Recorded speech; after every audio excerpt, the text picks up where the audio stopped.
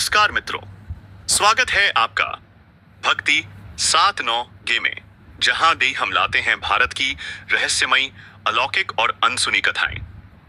अगर आप भी रहस्य, अध्यात्म और कल्पना की दुनिया में डूबना चाहते हैं तो चैनल को अभी सब्सक्राइब करें और घंटी बजाएं। चलिए शुरू करते हैं आज की विचित्र कहानी।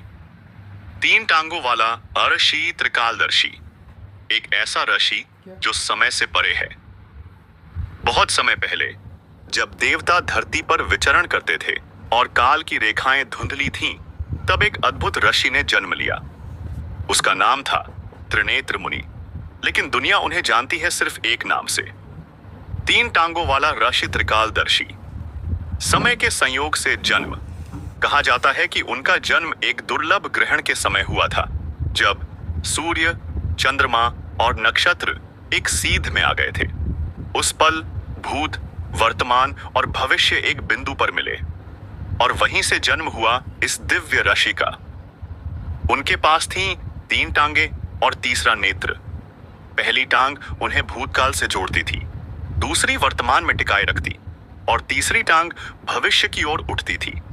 उनका तीसरा नेत्र समय की अग्नि में जलता था, जिसमें तीनों काल स्पष्ट दिखाई देते। आश्रम जो समय के बाहर है।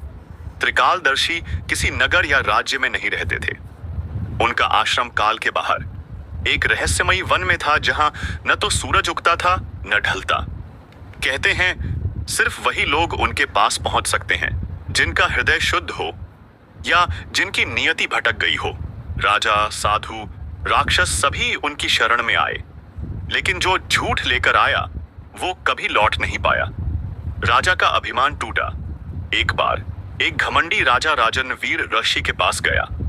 उसने भविष्य जानने के लिए झूठा प्रश्न पूछा।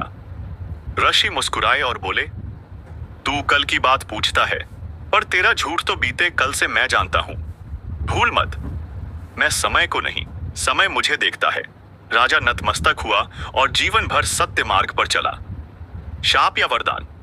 कुछ कहते हैं त्रिनेत्र मुनि को ये शक्तियां वरदान नहीं, शाप थीं, क्योंकि वह हर समय की पीड़ा, युद्ध, धोखा और मृत्यु एक साथ देखते हैं।